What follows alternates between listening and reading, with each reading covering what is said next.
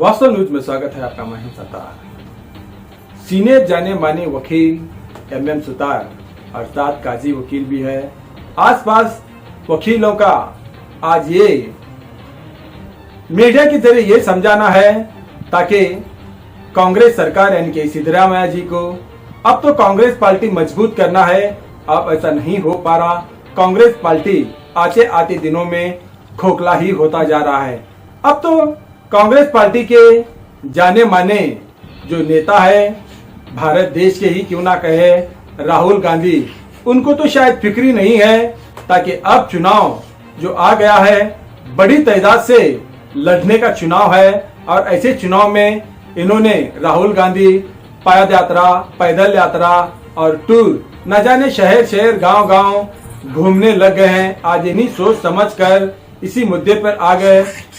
MM Sutar वकील, इनका यही कहना है ताकि कांग्रेस पार्टी को मजबूत बनाकर लड़ना है तो सब मजबूत बनना चाहिए, मगर ऐसा नहीं हो पा रहा है। ना जाने ऐसे सैकड़ों सवाल। एमएम सुतार वकील एक कांग्रेस के भी जाने माने एक हस्ती है।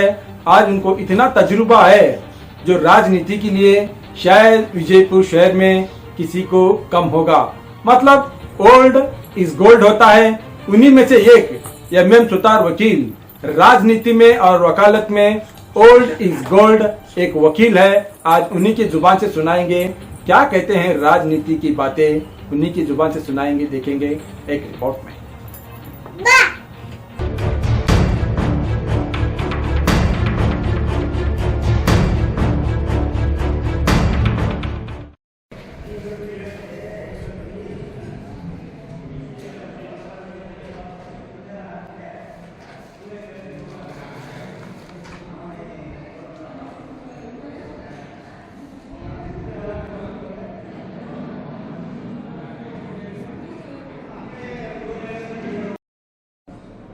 मुझे जानकर बहुत ही खुशी महसूस हुई कि राहुल जी ने ये कहा कि अगर हमारी पार्टी पावर में आ जाती है तो हम एमएसपी का कानून बनाएंगे। एमएसपी का कानून फार्मर्स के लिए बेनिफिशियल है।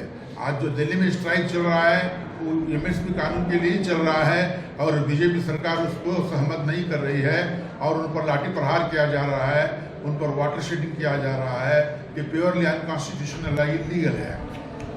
और मैं सुप्रीम कोर्ट का वो डिसीजन जिसमें उन्होंने कहा है कि इलेक्ट्रल बॉन्ड्स स्कीम जो है उसको सुप्रीम कोर्ट ने अनकॉन्स्टिट्यूशनल और इलीगल करार दिया है। मैं इसका भी बहुत ही तहे दिल से शुक्रिया अदा करता हूँ सुप्रीम कोर्ट जी का कि उन्होंने एक ऐसा ऑर्डर पास किया है जिससे कि चंद लोग बॉन्ड्स लेकर उसका फायदा उठा रहे थे और पार्टी को इन्फ्लुएंस करके अपने अपने काम करते आ रहे थे, जिससे ये हो रहा था कि गरीबों को जो सहूलत मिलना नहीं हो रही थी। तीसरी बात, मैं ये जानकर बहुत अफसोस हुआ कि हमारे जो डिस्ट्रिक्ट गवर्नमेंट लीडर हैं उनको हमारे मुख्यमंत्री जी ने हमारे डिस्ट्रिक्ट का गवर्नमेंट लीडर अपॉइंट किया है जो प्योरली इलीगल है, क्योंकि हमारे पार्टी के नहीं है वो।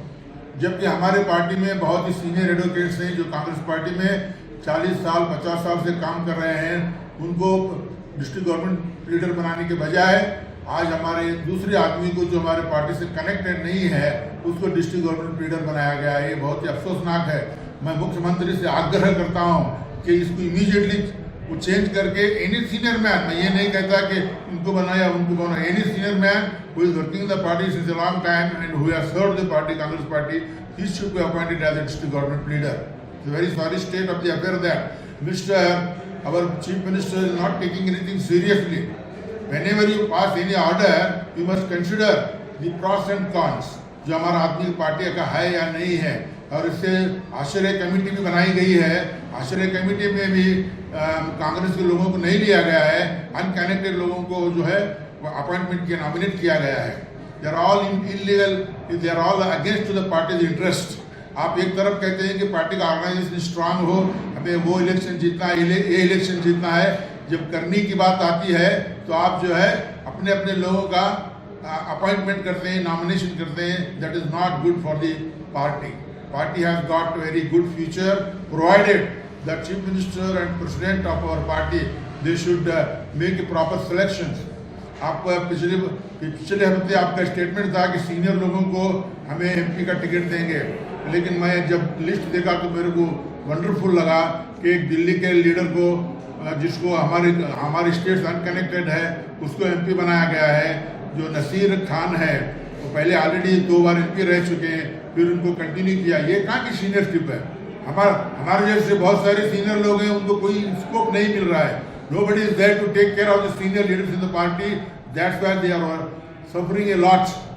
So the Congress party should take the thing before passing any order, either appointment or the nomination. They should consider whether he is our party worker or not, whether he is our senior leader or not. Mr. Chief Minister, you must be very cautious. You cannot take decisions arbitrarily. There are workers who are senior most, those who are working in the party since long time, but there is no scope for them. Only कहने से कुछ नहीं होता है। Chief minister ji, करनी चाहिए। You must be in practice. बार बार हम कह रहे हैं, आज हमारी बीजापुर की हालत क्या है? पीने का पानी का प्रॉब्लम है, उसको कोई सॉल्व नहीं कर रहा है। You are not visiting our district, all the while you are going to Mysore, Mangalore and Tumkur, और दूसरे डिस्ट्रिक्ट नहीं है आपको जाने के लिए। Whenever you come to Bijapur, you come for a private function. There is no public function at all since you became the chief minister. आज तक एक भी प्रोग्राम आपका नहीं हुआ है। What the public will think? Those who have voted for you. हमारे जिले में except one MLA candidate, almost all 7 candidates have been appointed. They are elected by the Congress party only. At least you must come to give them a thanks. But nobody is there. It's a very sorry state of the affair. Our Congress party is defunct in our district. They are not working because there is no proper leadership. The president is inefficient. He must be removed immediately. He is not working properly. I am telling you all the while. If the same thing will go on again, I will tell you since 20 to 30 years there is no MP from the Congress party from the Bijapur. Who is responsible for that? Whenever the elections comes, you take a person who is interested in self, not in the party. उसको ticket दिया जाता है, दूसरे party से वो काम कर रहे, दूसरे पार्टी को चुनकर लाते हैं। ये is going on, you know, everybody knows it. हमारे पार्टी के वर्कर्स ही they will not work for the party candidate. इस बार ऐसा नहीं होना चाहिए, क्योंकि जिससे चैलेंजिंग इलेक्शन है, हमें बीजेपी को हराना है। अगर बीजेपी को हराना है तो कांग्रेस पार्टी को लाना जरूरी है। कांग्रेस पार्टी हमारे लिए नहीं, मुसलमानों के लिए कांग्रेस पार्टी से जो फायदा मिलना था, अभी परसों मैंने नॉमिनेशन देखा है, उसमें भी प्रॉपर प्रिपरेशन मुसलमानों को नहीं मिला है। चेयरमैनशिप में भी नहीं मिला है। मिनिस्ट्री में तो 1.5 मिनिस्ट्री या 2 मिनिस्ट्री दी गई है, 1.5 ministry. You see, when they are voting you, 90% votes have been minorities have been voted you, and you are not caring for them. It is not good for in future also. You don't take minorities as granted. You must work for them. You must work for our district, and you try to take all the party workers in the confidence. Then only the party will win.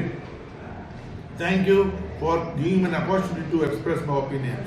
I am Sutar Advocate, Congress leader and senior most advocate Bijapur. Now, what the senior most advocate has expressed his opinion regarding the appointment of the government leader in the Bijapur district court, it is right in the way, because it is unconstitutional. Definitely, according to my thought, I am asking to respected MP Patil, the cabinet minister of Karnataka government, why you are committing the self-casteism system? It's not good for this thing, democracy. It is unhealthy for the democracy. You should not do it. And respected Chief Minister Siddaramaiah sir, why you are committing selfishness? Selfishness is not good for anything. Self-casteism is not good for any constitution law, any democracy. This is not fair. You should not do like this. Follow the principle, follow the equality, follow the law. Thank you, please. Name? My name is Dr. S.R. Talewad Patil and MC member of the district bar committee, Vijaypur.